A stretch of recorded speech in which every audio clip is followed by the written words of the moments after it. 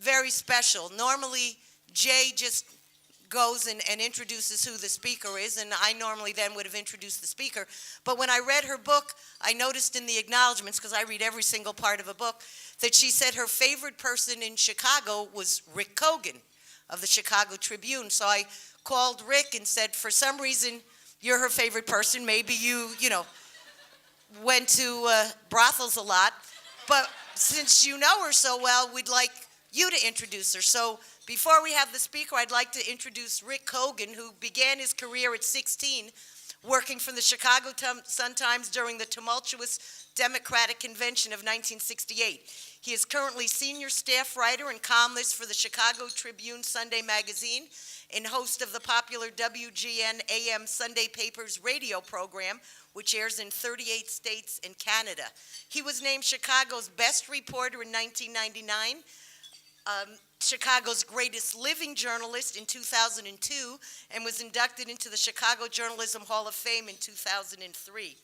A longtime friend of Ann Landers and her editor for the last 5 years of her life, Rick lives with his wife in Chicago, and he's the author of many, many books also. So Google him on Amazon and buy all of Rick's books. And here he is, Rick Cogan.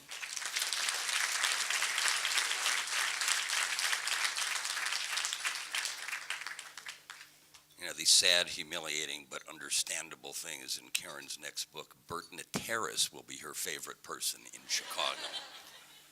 Haven't seen two people flirt like this in a long time.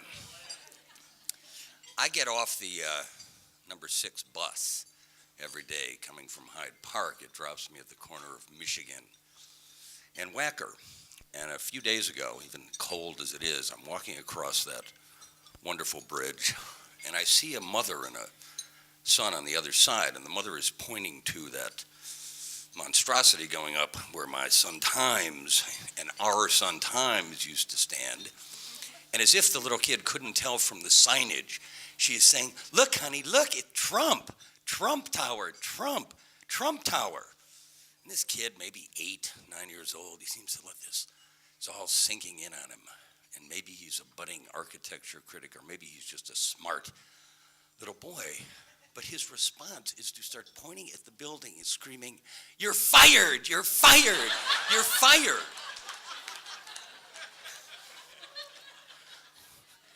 As amusing as that was, I had wished that I had a chance to talk to that kid, because the great thing for me getting off at that spot every day is I get to walk across the outline of where Fort Dearborn stood.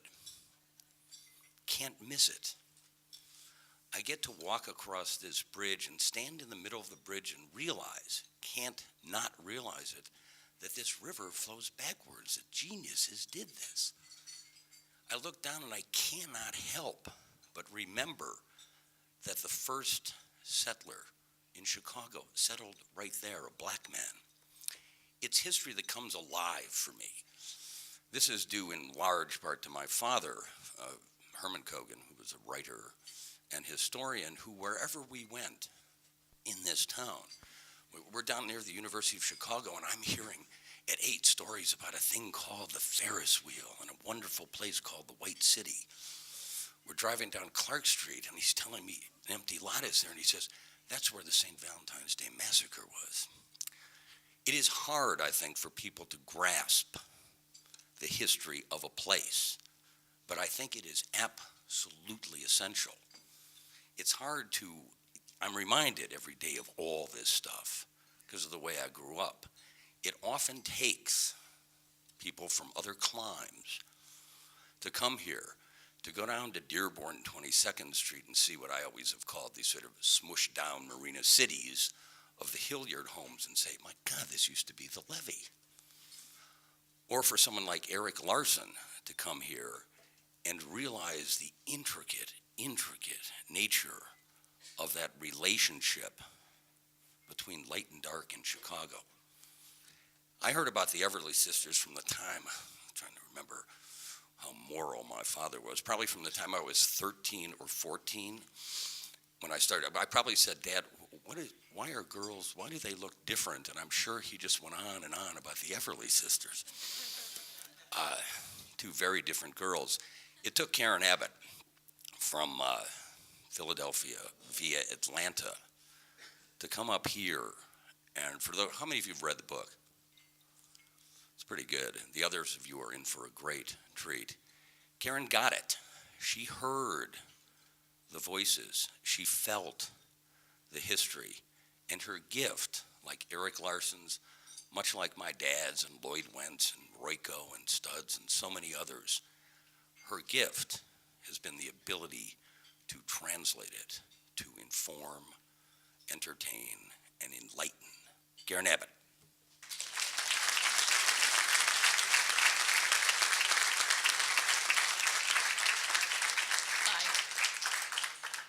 Thanks. I always hate following Rick, even when he's just introducing it. It's hard act to follow. But thanks for everybody for coming out today to eat this wonderful lunch and to talk about some scandalous sisters.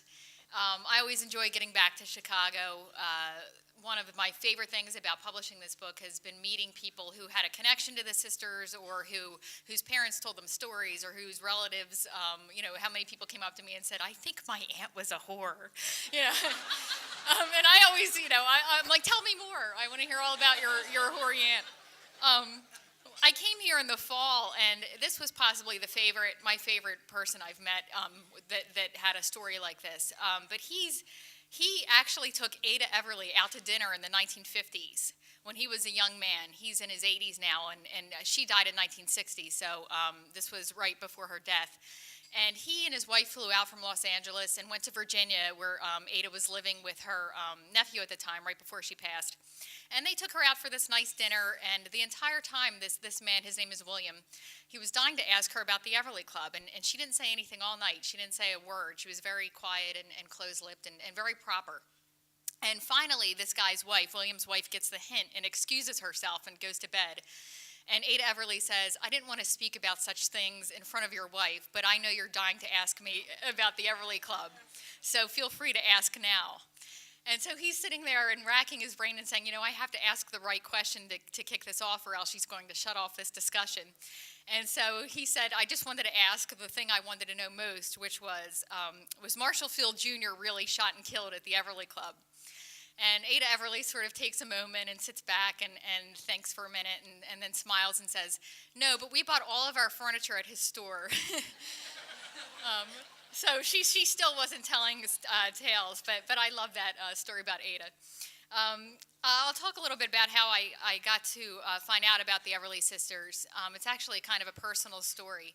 My great-grandmother emigrated to the United States from Slovenia in 1905, along with her sister.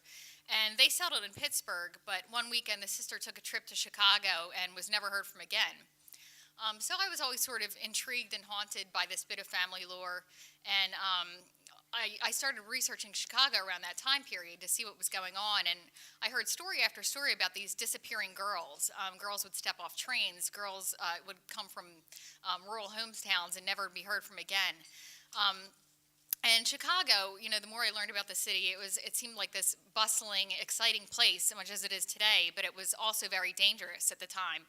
And people put out these guidebooks with these sort of lurid titles like Chicago and its cesspools of infamy, and with Christ at midnight in the slums of Chicago. So it was sort of easy, especially as I got deeper into my research, to imagine that something really nefarious happened to my relative all those years ago. But of course, once I learned about the Everly sisters, I stopped caring about my relative, sad to say, and I forgot all about what happened to her, and I was really more interested in these two sisters. I was also really intrigued by the time period in which they operated. America, 100 years ago, was undergoing this major identity crisis. And a lot of that had to do with immigration. There were droves of people coming in from Eastern and Southern Europe. A lot of it had to do with urbanization and unprecedented numbers of people moving from the rural homesteads to the big bad cities for the first time. A lot of it had to do with the changing roles of women, and most of it had to do with sex. It was the first...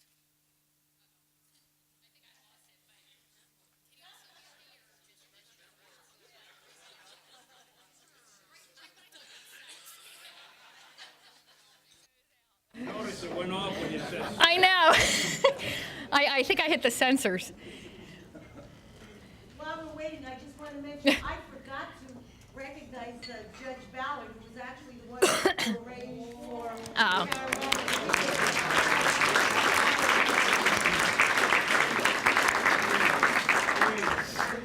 No, sorry.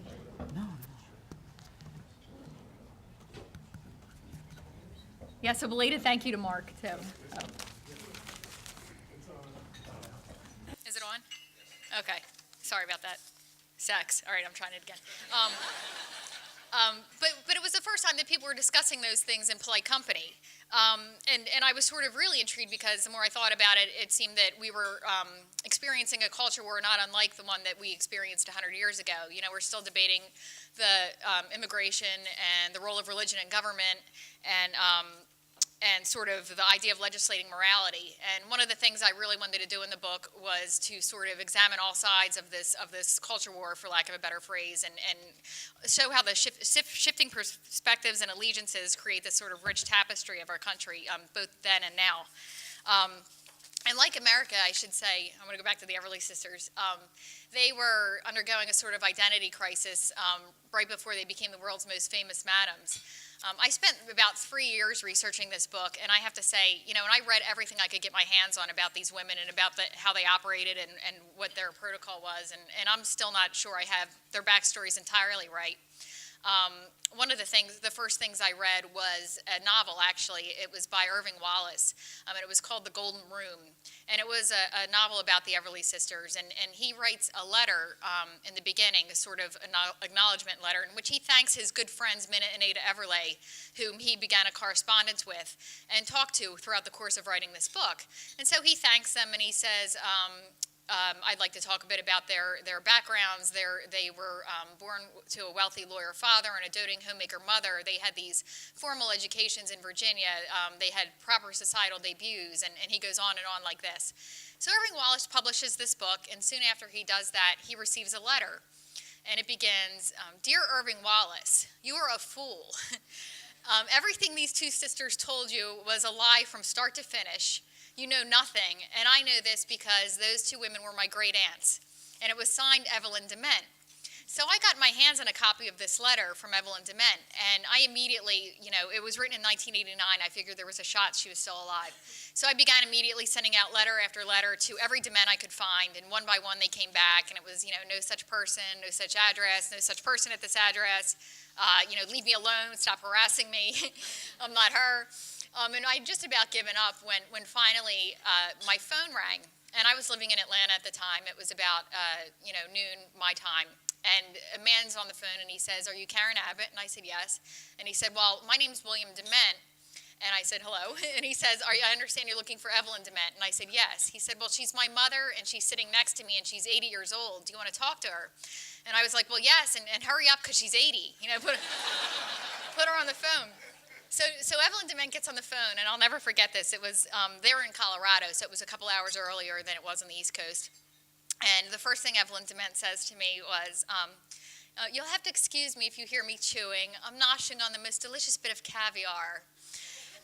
Which I love because it struck me as this very Everly-like thing. Like, not only is she eating caviar for breakfast, but she has to make this big point of telling me she's eating caviar. And of course, I'm eating like Lucky Charms.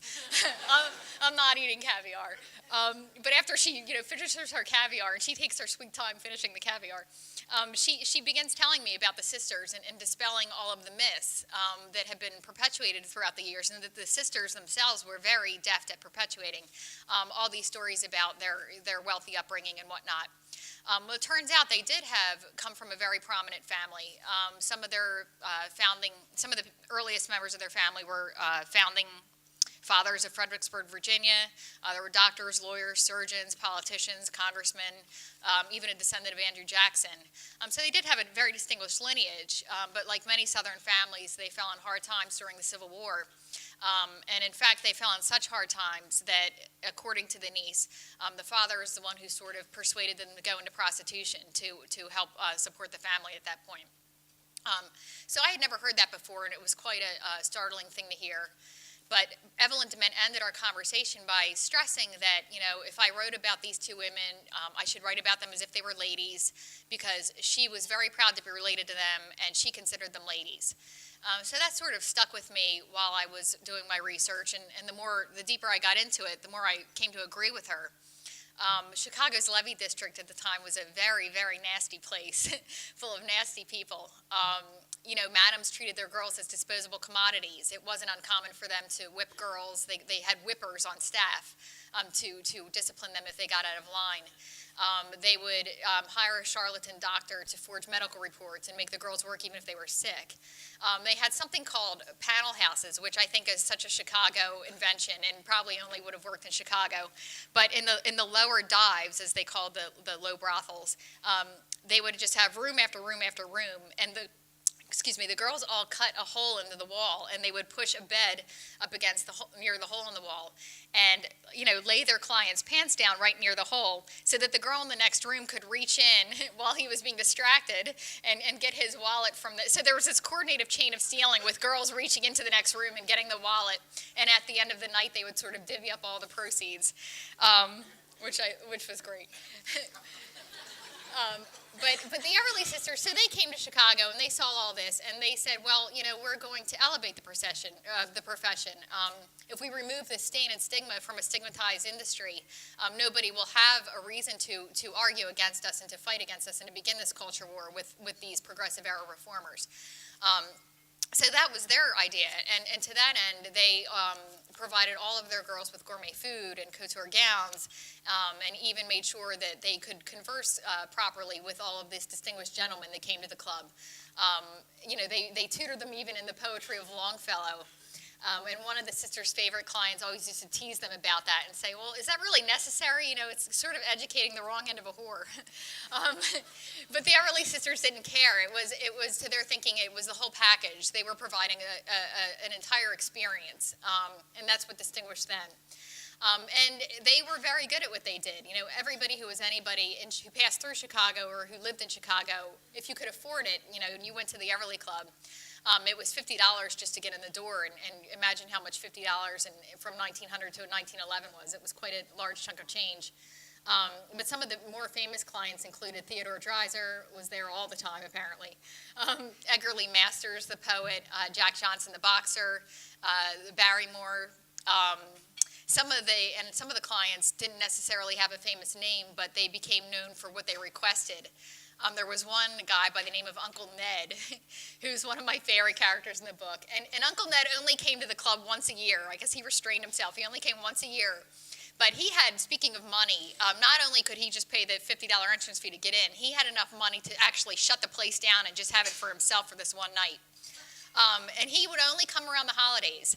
And Uncle Ned, he didn't want to eat the gourmet food. He didn't want to listen to the stringed orchestras. He didn't want to gamble. He didn't even want to go upstairs with the girls. All Uncle Ned wanted to do was thrust his bare feet into 2 buckets of ice and have everybody sort of circle around him and sing Jingle Bells. So I don't know, but apparently that really did it for Uncle Ned. And Minna always used to say, after Ned left, she would say, well, entertaining most men in the parlors is more tiresome than when the girls lose their social standing over. So I think she was probably referring to him. One of the Everly Sisters' most famous clients, though, and one of their most famous sort of incidents, their parties, if you will, was in 1902 when Prince Henry of Prussia came to visit, and for the purpose of he was coming on behalf of his brother, who was Kaiser at the time.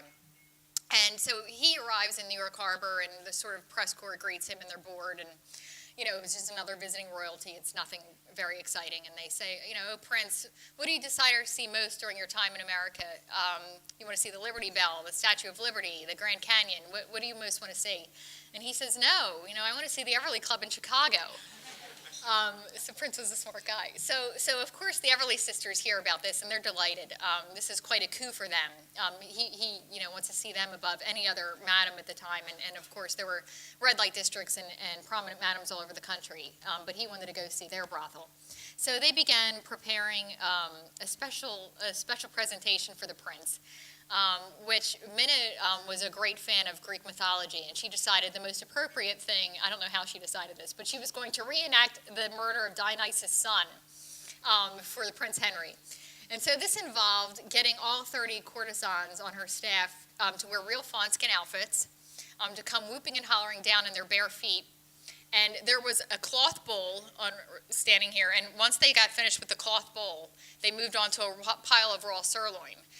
So they sort of started spitting the cotton, and flurries of cotton are flying everywhere, and then they move on to the sirloin, and the blood and the juices and everything is flying. And the Greeks love, or the Germans love this. It was the best thing that ever happened to them. So it was quite the successful evening there. And the evening culminated, though, when one of the club's best dancers got up on a table and started doing a spirited can-can. And one of her slippers actually flew off and collided with a glass of champagne, and some of the champagne spilled into the slipper. And one of the prince's entourage sort of recognized an opportunity and held the slipper aloft and said, "Oh, to beautiful women the world over." And Minna, who always kept her eye out for this sort of thing and saw something when, noticed this opportunity as well, immediately signaled for all of the staff to fill each girl's shoe with champagne. And so the entire room raised their glasses and had a toast to beautiful women the world over. And it was the very first time that anyone drank champagne from a lady's slipper, which became quite the trend across the country shortly after that. And the Everly Sisters were very proud that originated at their club. The other piece of lore that's most often cited in relation to the Everly Sisters is the phrase "get laid." I talk about this a little bit in the book, and a lot of people had suggested over the years, historians and whatnot, some etymologists, that they originated the phrase "get laid" with their surname, which I don't think is true. I think it came most likely from the Bible to lie with as a euphemism, then sort of transmorphed over the years. But I think that they did seize upon that and were smart enough to, well, if people want to make that connection, we can't stop them, that sort of thing. And so they were very deft about also tying that to themselves. I have some slides I wanted to do too. And I wanted to also, as I'm doing the slides, if anybody has questions, there's some pictures from the book and some that are not. But if anybody has questions too, feel free to interrupt me, and we'll do that now. But this is State Street in Chicago around 1907. And if you look in the back, you can see the Marshall Fields clock. And let me just say, I will never call it Macy's. So, but there you can see it's one of my favorite shots. I just really captured what Chicago was in 1907 and what the Everly Sisters walked into, and it was just a really amazing time to be living here, I think. Here's Minna, and she always wore a dog collar of diamonds. You can see it. That was her trademark piece of jewelry. She has that little sly smile like she knows more about you than you do. But that's Minna.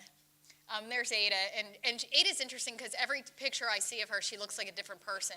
But you could tell she seems a little bit more buttoned up and proper and a little bit more reserved. But she was really the brains behind the operation. Minna was the show woman, and Ada was the brains. So this is the girls, when they were forced into prostitution, before they came to Chicago, they operated a brothel in Omaha, Nebraska. And that's where they doubled their money and were able to open up the Everly Club in Chicago. And this is a portrait that was done when I think they were still operating as prostitutes themselves. And that's Minna. And there's Ada. So not so reserved there. Here's a very rare picture of the Levee District. The Everly Club is on the far right with the sort of semicircular windows.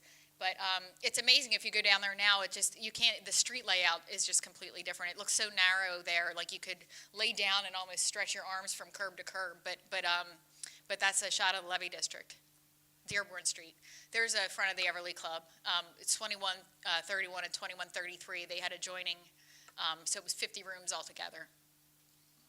Here's an entrance of 2133. They wanted to make each entrance really stunning, and this is one of my favorite pictures. If you look at the ceiling, it's just so intricate, and they just wanted someone to walk in and immediately be blown away by the opulence of the place. So, here's one of their bedrooms, the blue bedroom, and I'm wondering if this stuff was really from Marshall Fields. But they took great pains to sort of each room had a color. They did monochromatic rooms and each one done to the nines. They had a red room, a blue room, a green room, and so on down the line. But this was the blue room. Here's one of my very favorites, the Japanese throne room, which every house needs a Japanese throne room, I guess. But you could just see the Tribune actually had a great quote about this. They called it a whore's idea of what a Japanese parlor might look like. So there you go. Here's their Oriental music room. They had several music rooms. They had one very cherished gold piano that was a $15,000 gold piano, and that was in their gold room. But this is one of many music rooms they had, and I think they ran out of names for the room, so they just had like ambiguous sounding. If it fit the decor, they just sort of slapped a name on it. But this is the Oriental music room. So. This is Belle Schreiber. She was an Everly Club courtesan, and who actually is involved in the first Mann Act case when Jack Johnson was arrested in 1912 when all of the attacks against the levee district were going on. She testified against him, and I'll talk a little bit about the Mann Act, but she was an Everly Club girl for quite a few years, and probably the most famous one because of her involvement in the Mann Act. Here's Big Jim Colosimo on the left and his lawyer. One of the great joys I had researching this book was finding out more about Chicago's rich mafia history before the Capone. Big Jim is actually, the predecessor to Capone, and he brought over Johnny Torrio, who brought over Capone. So he was quite a big deal, and also ran a few brothels of his own with his wife. Everybody's running brothels with their wives. It's a whole family business. This is Ike Bloom. He was another character in the Levee District who was odd because he had this sort of bumbling personality and always made really bad jokes, but he was vicious and menacing and would turn on you in a minute, and I'm sure had a long string of murders to his name. But he owned a few brothels as well, and the sisters were on very good terms with him. They had to be. And here is Bathhouse John Coughlin, who I'm sure is nothing like any of the fine aldermen we have sitting here today. But he was the alderman of the First Ward, and he was this sort of cartoonish character who wrote these poems that became famous. One of them posed questions like, why did they build Lake Michigan so wide? That was one of his poems, but he was sort of a daft guy, but also, he kept the levee district running very smoothly and collected paychecks from Ike Bloom. Ike Bloom paid them directly. And this is Hinky Dink Kenna. This is Bathhouse John's partner in the First Ward. And as you can see, they were an odd pair. I think he came up to Bathhouse John's armpits. So they made quite the pair walking around Chicago. Okay, this is a picture of the Coliseum. I was talking about the Coliseum with a few people at my table. Once a year, Bathhouse John and Hinky Dink threw a party called the First Word Ball, and it was sort of a chance for the Levee District to celebrate its debauchery with impunity, and they got to be as disgusting as possible, and nobody could say anything one night a year. Except, people started to say something. The reformers, there were a couple of ministers, I'll talk about them, and lawyers who began attacking the Levee District and the Everly Club in particular. And they also targeted this First Word Ball and said this was a crowning disgrace of Chicago and what an embarrassment that this happened every year. And the night before the 1908 First Word Ball, someone put a bomb in the Coliseum and blew up part of the annex, and that's a picture of that. And of course, both sides were blaming each other. The reformers blamed the thugs, and the levee thugs blamed the reformers. So, the gentleman in the middle with his hand up, that's Reverend Ernest Bell, and he was one of the reformers who attacked the Everly sisters every night. He began a group called the Midnight Mission in 1904. And they succeeded in shutting down the Levee District's predecessor, which was called Custom House Place. It was a little bit further north. And once a lot of those brothels were shut down, people started migrating to what became known as the Levee District. Then he migrated as well and followed them. And every night he would pray outside the Everly Club's doors, and he would hand out these pamphlets with featuring these gruesome photos of men's heads rotting away from syphilis, and warning them that they were all going to hell. And he stayed on the Everly sisters. He was very dogged about ruining them. So he was one of their great foes. And here's one of his pamphlets, Sin Gone to Seed. You could see the man's head. And when I said, this is the first time people are discussing such things, nobody talked about syphilis in Victorian era. This was the first time it was considered not only acceptable but necessary to start handing out pamphlets about syphilis and talking about these things in polite company, because they were viewing them as such a immediate threat to America's moral health and physical health. This is Clifford Rowe. He's another reformer, and he was a lawyer. He's pretty much the opposite of Ernest Bell, who I thought was a bit misguided but very earnest. He really believed in what he was doing was the right thing to do. Clifford Rowe, on the other hand, was a sort of manipulative, calculating lawyer, pretty much out for his own political advancement. And the Tribune wrote a great profile of him that began On the day of Mr. Rowe's birth, he gave a speech on the wrongs of infants. And he's been talking on the rights or wrongs of someone or another ever since. And he was responsible for passing a lot of the seminal legislation against white slavery. And by that I mean the idea that, your sister, your niece, your neighbor is going to be drugged, abducted, raped, and sold into a brothel, never to be heard from again. He had the entire country, the poor housewife in Peoria would open up her copy of Women's World looking for needlepoint tips and read this article about how her daughter was about to be abducted and raped and sold into a brothel. He had the entire country whipped into a frenzy about this, and was really behind the Mann Act, which was passed in 1911, and forbade the transportation of women across state lines for immoral purposes. And the federal government never clearly defined what immoral purposes were, which led to a lot of heartache, and even Elliot Spitzer, a lot of heartache even today. So, this is Mona Marshall. She was also, she was a prostitute, not for the Everly Club, but she was an interesting character because she pretty much started the entire white slavery scare. The story about her goes that she was working in her brothel in the Levee district, and she had a fight with her pimp. And wrote, "I am a white slave" on a piece of paper and threw it out her window. Well, this piece of paper ends up in Clifford Rowe's office, and he takes it as his big chance. He runs with it and convicts the people who were her pimps. And rumor had it that she went back to work, right back to the brothel the next night. So. The newspapers were full of stories about how girls got tricked and trapped. Here's one: women lured from train by white slavers.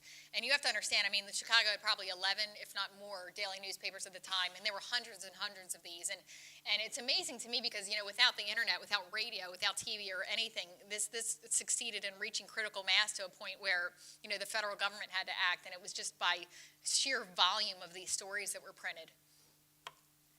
Here, these following images are from Clifford Rowe and Ernest Bell, the lawyer and the minister. Both wrote several books about the white slave trade and about how girls could get trapped. I think this is from Clifford Rowe's book, and one of their stories was, if a man tells you he loves you, he's going to make you his white slave, and you're powerless. It was this really weird message, but here's a pander working the love game. He goes out to the rural area and pretends he's a banker, and he tells her what fabulous time she's going to be having. If you see the car, they're cruising up in her dream, but she's really going to be a white slave. So, here's a picture from Ernest Bell's book. My God, if only I could get out of here. The midnight shriek of a young girl in a vice district of a large city, heard by two worthy men, started a crusade which resulted in closing of the dens of shame in that city.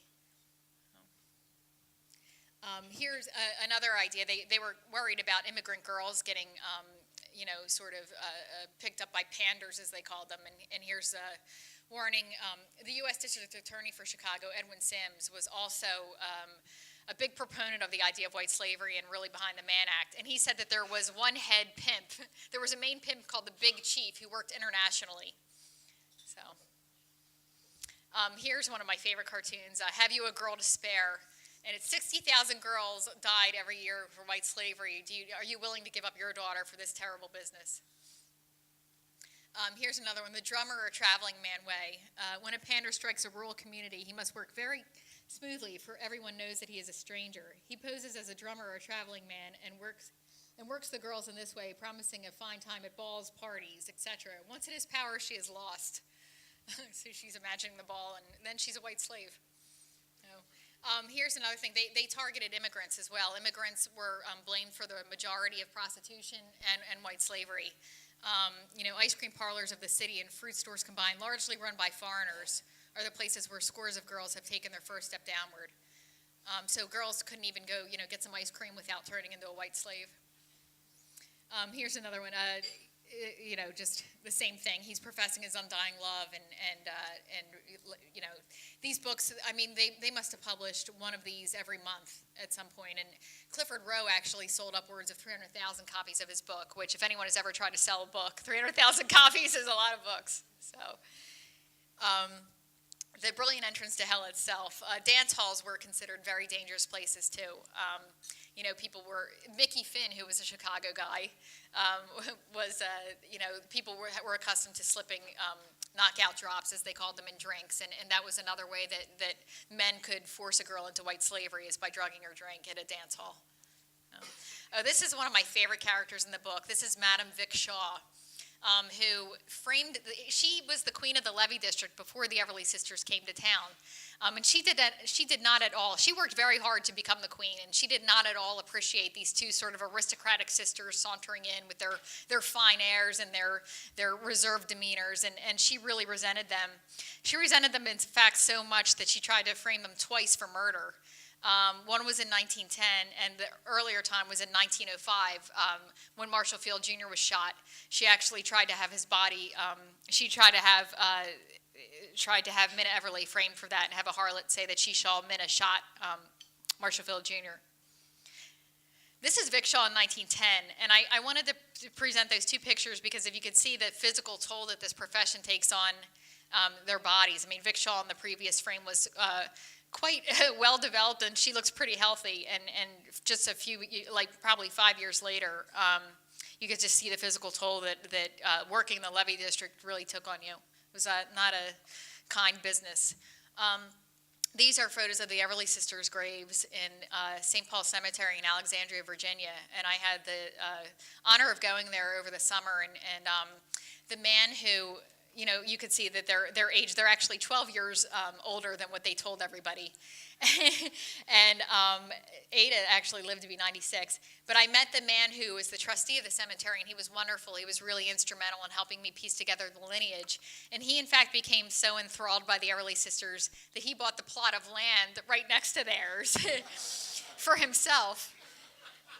I told that story at another reading, and somebody said, well, at least he didn't buy the plot right in the middle, which I couldn't argue with that. So, but yeah, they were buried there, and they actually, whatever happened with their father and their family, they forgave their father for whatever transgressions happened there, and actually had his body exhumed and moved up to be with them.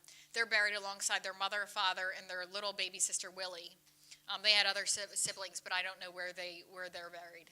So, does anybody have any questions? Oh. Thanks.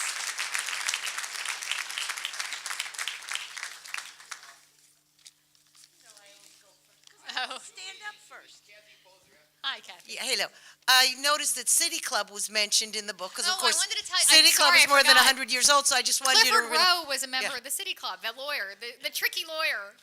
Right, but did you Was a come member. across the list of any City Club members who were who frequented the brothel? That's a good question. You know, they did not, you know, the Everly Sisters were very discreet. I think it was part of the reason they were so successful is because they refused to publicize, you know, if a man did not wish to be known to go there, it was not announced. I only know, but they did say that once they started getting attacked and they felt the need to sort of retaliate a bit, they said that a lawyer or a minister, somebody who thundered constantly against them, decided to one night sample the pleasures that they were fighting against. And she never said whether it was Ernest Bell or Clifford Rowe, but I think it was one of them. But a lot of the men on the reformer side were members of the City Club. And I have no doubt, though, that they also, they were working both sides of the fence there. Thank you.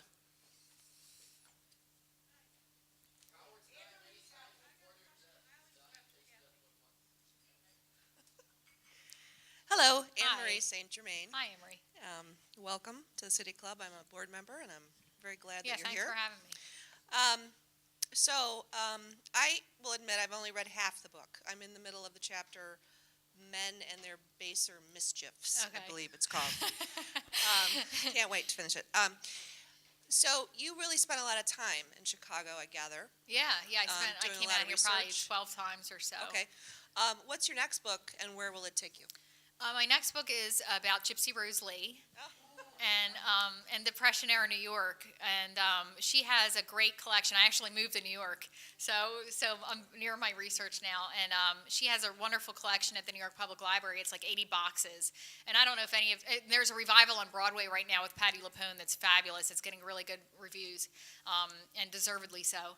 But she has a collection of 80 boxes at the New York Public Library, and they're full of letters to and from her crazy mother, and lots of pictures, and my idea is to sort of present a portrait of Gypsy Rose Lee and New York at the same time. I was excited because nobody had done an objective biography of her before, and putting her in this sort of historical context, because she was really I think a symbol of the Depression and somebody to root for. I got interested in her because of my grandmother, the same one whose relative disappeared in Chicago. My grandmother remembered her and talked about how she found her as an inspiration. My grandmother fancied herself as a dancer a little bit, not a stripper, but at least she wouldn't tell me that. But she found Gypsy Rose Lee to be a sort of inspiration during the Depression. So. Hi, I'm Clinton Stockwell. I have Hi. a question for you about the reformers. You were mentioning, I think, in passing, Graham Taylor and Jane Addams, who I presume were maybe segregationists, I'm not sure. But could you talk about the Vice Commission, like which one of the reformers wanted to segregate the group and which ones may want to eradicate it? Graham Taylor, Chicago Commons, the head of the Chicago Commons, was a segregationist.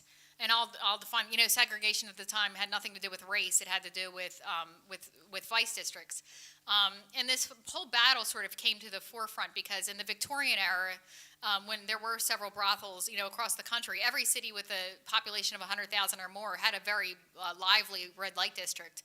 And this was considered a necessary evil.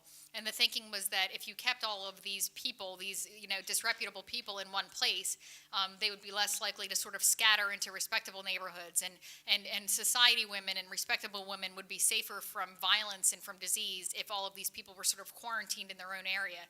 So that was the thinking. And it was only in the progressive era, in the turn of the century, that thinking was directly challenged, which brought about this culture war. But a lot of the people who did want to do something about prostitution and who were concerned about women's health and the moral fabric of America, if you will, did believe that segregation was still the best way to go and the only reasonable way to go. Graham Taylor of Chicago Commons was one of them. But he was in the minority. Jane Addams was actually somebody who believed the red light district should be shut down, and she wrote quite a bit about white slavery and the concern for young women's situation. This whole white slavery scare sort of wrought a lot of hand-wringing and some negative outcomes, like the Jack Johnson persecution and persecution of other men later on down the line. But it also yielded some positive things, one of them being that people took a close look at the relationship between women's wages and prostitution. And the laws, the minimum wage for women in several states was raised after the sort of brouhaha died down. So that was one of the good outcomes of it. But yeah, there were two sides of the coin, and it was a spirited debate, and a lot of Chicago politicians too, including Carter Harrison, who, the son of the famous Carter Harrison, who actually ended up shutting the levee down, was a segregationist for a very long time.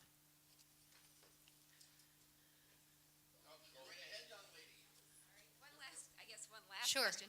My name is Megan Vitus, and I'm with the Illinois Film Office, and I want to know if you've sold the book and when the movie comes out. Oh, knock on wood. God, I just have to say, if a movie is ever made, I need Bette Midler to play Vic Shaw. She would be perfect. I'm in talks with somebody actually to do a television series, and not a movie, but a television series, which I think would be great because his idea, and he would be the perfect person to do it if it comes to knock on wood. But each year would be a different person attacking the sisters, and he had some really good ideas. He said, and I quote, "Syphilis would be its own character." So how could you not love that? But anyway, so knock on wood, if I have any news to share, I'll be sure to spread the word about that. So, thank you.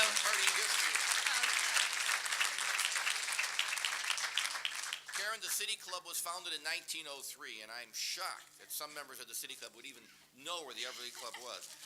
Here is a famous City Club mug. Wait, we're not done yet. A history of the city. I'm sorry.